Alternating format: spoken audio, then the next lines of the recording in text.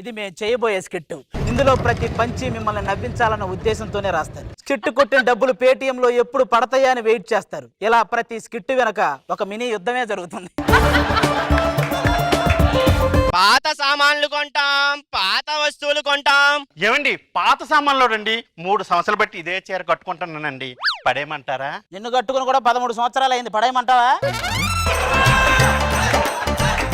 సంపాదించిందంతా ఖర్చు పెట్టడానికే కదండి. సంపాదన జబర్దస్త్ టీమ్ లీడర్లకు వచ్చే పేమెంట్ అంత ఉంటే ఖర్చులు ఎక్స్ట్రా జబర్దస్త్ టీమ్ లీడర్లకు వచ్చే పేమెంట్ అంత ఉంది. ఎందుకు అది అలా అంటావు? పాపం మీ ఆవిడ నిజంగానే ప్రేమ ఉందేమో. ప్రేమ దీనికి మేము ఉరేసుకోవడానికి రెడీ అయితే ఆ ఉరితాడికి వెన్నపూస రాసే టైపు ప్రేమ దీనికి. అయినా మగుడు పిల్లల రిలేషన్ అనేది మనకి మనం పెంచుకునే కుక్కకి మధ్య ఉన్న రిలేషన్ లో ఉండాలి, అంతేగాని సల్మాన్ ఖాన్ కి జింకకి మధ్య ఉన్న రిలేషన్ లో ఉండకూడదు.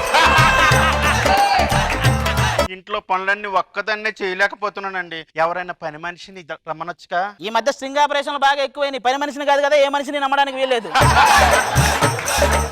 మీరు అలాంటి వాళ్ళు కాదు కదండి. ఆ వచ్చేది ఖచ్చితంగా అలాంటిది అయి ఉంటది, నా భయం అది కదా. బాగా తెలిసిన వాళ్ళకి కూడా మెసేజ్లు పెట్టలేకపోతున్నాం.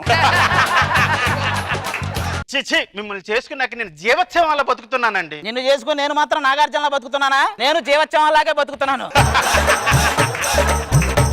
ఇంట్లో ఒక పెళ్ళం ఉంది, దాంతో సరదాగా సరసాలు చేయాలని ఎప్పుడు మీకు అనిపించలేదా? బా మళ్ళీ సిగ్గు. నీలాంటిదే 3 పిల్లలున్నా మొగుడు మొహం ఎరగనందంట.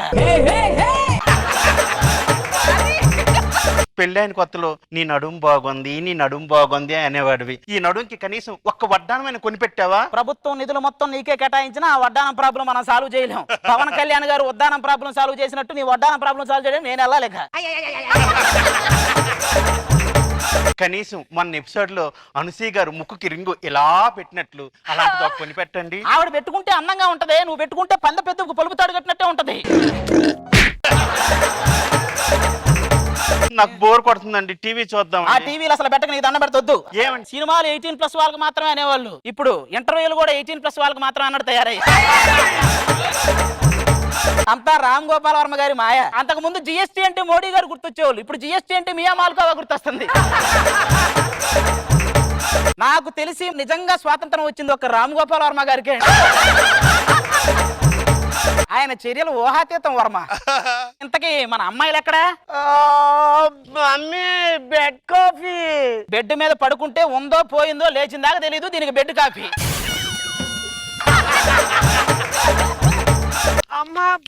అమ్మో గోస్ట్, అమ్మో గోస్ట్. నాన్నగారు కళ్ళు తెరవగానే అమ్మ ముఖం చూడమంటారా, నాన్నగారు ముఖం చూడమంటారా? అప్పారావు మోహన్ చూడు, ఆ ఉన్న వయసు కూడా వరకనే పోద్ది. అదేంటన్నారు అంటారు? అనసూయ గారి కంటే అందంగానే ఉన్నాను కదా. ఆవిడికి నీకు స్టేజ్ మీద కొట్టే చప్పట్లకి ట్రైన్ లో కొట్టే చప్పట్లకి ఉన్నంత తేడా ఉంది.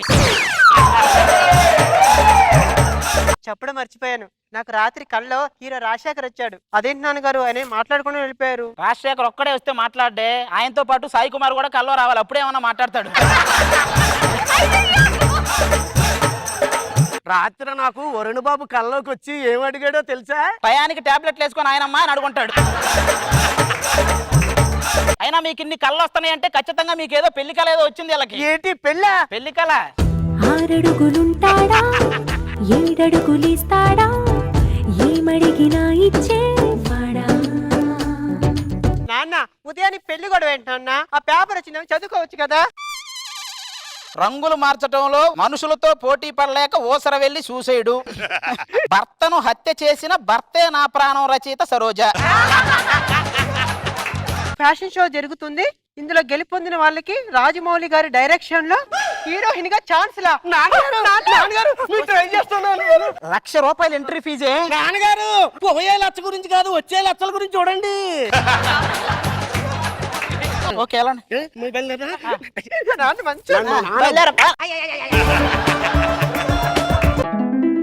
ఫ్యాషన్ షో అంటే ఏంటండి? బట్టలు పొదుపుగా వాడి పౌరులో ఉత్సాహాన్ని రేకెత్తించే షోనే ఫ్యాషన్ షో అంటారే.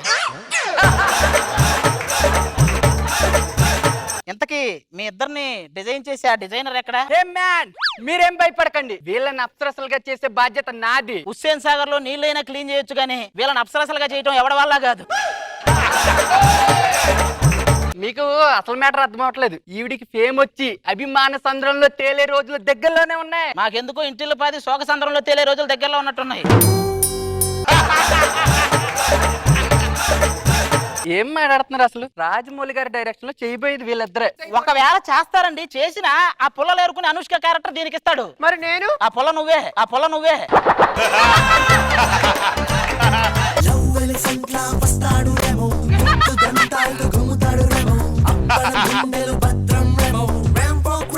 మీరెవరండి? ఫ్యాషన్ గర్ల్స్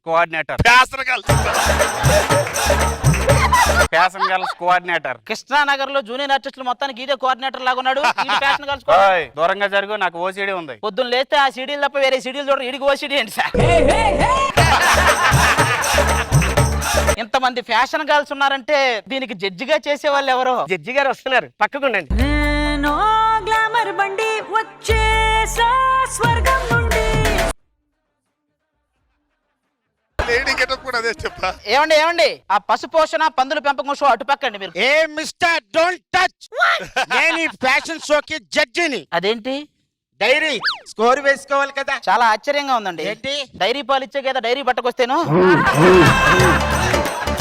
నాన్నగారు నాకు ఎందుకో కొంచెం భయంగా ఉందండి. ఏ పిల్ల ఇలారా, నీకు భయం ఎందుకే? నా అనుభవాన్ని రంగరించి నీకు మంచి మంచి టిప్స్ ఇస్తానే పిల్ల. Thanks aunty. Don't say aunty, చెల్లి.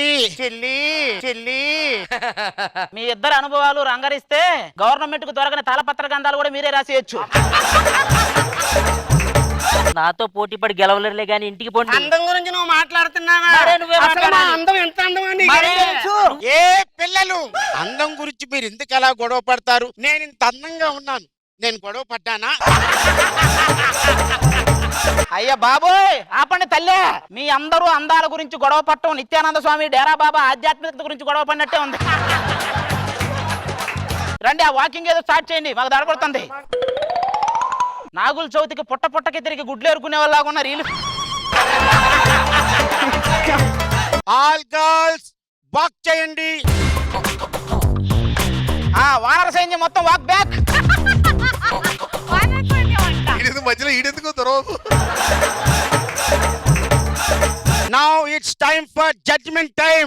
1 2 3. మీరు 10 అంకెలు చదివే లోపు దాని ప్రాణాలు పోతే తొందరగా చెప్పండి. విన్నర్ ఎవరంటే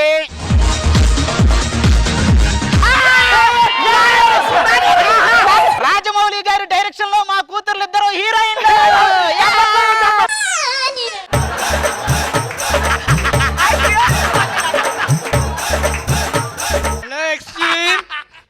రెడీ, అందరూ రెడీ, స్టార్ట్ చేద్దామా?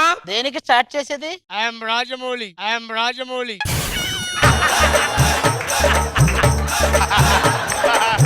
ఎంట్రీ ఫీజు 1,00,000 రూపాయలు. ఓరి నీ